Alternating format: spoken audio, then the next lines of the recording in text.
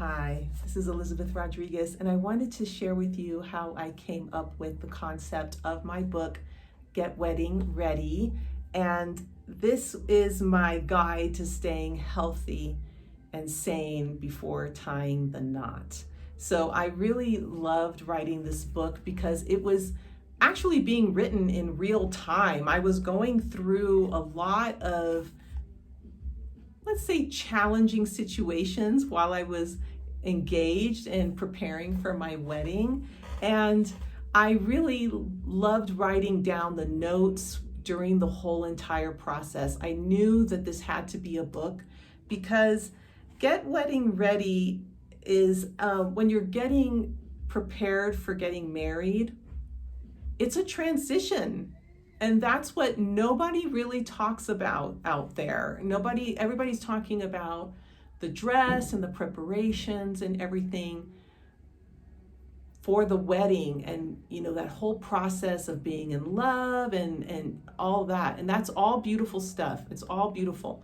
However, it's a transition. It's a joyful transition, but it's still a transition. And so I had just written Put on the Blindfold and Jump, which dealt with how to survive during difficult transitions. And so when I was going through getting married, I found myself not only going through the process of planning the wedding and all that, it was also, when there is one change, meaning my marriage status, I'm going from being single to being married, that was going to change. However, what was also going to change, it was going to be a ripple effect. So what ended up happening was I was going to be moving to another city. I was going to need to close down my little studio where I was teaching Pilates, and I had to find a new place for all my clients to go to. I had to close that down. I had to get used to the idea of living with another person and all of that. And so those were the transitions that I was going through, moving everything, all of my belongings to the new city. It was not for the faint of heart. So I have to tell you that even though I was really excited to get married, I was going through, again, like how I wrote in Put on the Blindfold and Jump, I was going through some different challenges of going through transitions, because as soon as you make one change, there might be changes somewhere else into your life. And that's what was happening to me. So apart from this book being about, planning your wedding and making it simpler, and I have some really great tips in there on how to really make the wedding your focal point, in that it's, setting your intention on what you want this wedding to be, which is going to be your grounding North Star throughout your entire journey of planning your wedding. I also was going through these different changes that I was going through while I was planning the wedding. So I wanted to write about how to stay healthy, even though you're planning your wedding, what you can do, what you don't need to do, what's the most important thing, how to save money. I also do a little small plug for having a smaller wedding instead of a larger wedding. And I wrote this book in 2017. I wrote it and published it in 2017, right after I had gotten married. And what I love about this book is that, now jumping into the future, post-pandemic, we're in 2023 now, when I was thinking about the book at this time, I was already thinking about a smaller wedding and having it, setting my intention and having that be the most important thing about having a wedding. Why are you even having a wedding in the first place? And making sure that reason is so strong and motivating, and where you won't have any regrets. Well, later on, especially when it comes to spending the money, not having any regrets, because it is an expense. Later on, there were some videos that I found on YouTube and things like that about young couples not wanting to have a wedding at all and their reasons behind that.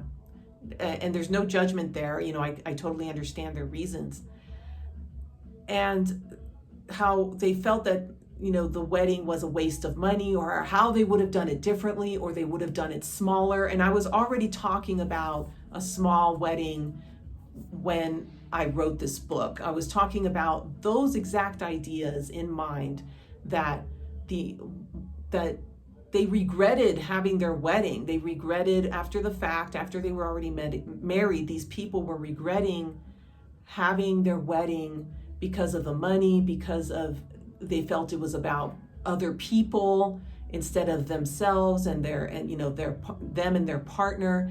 And that this book totally talks about that. It talks about how, it's between you and your partner, and the steps that you need to take to make sure that that stays that way while you're, getting ready to get married and everything. So I just wanted to talk about that weddings are kind of controversial sometimes. Some people, want to have a wedding, some people don't, and it's, depending on their own personal taste.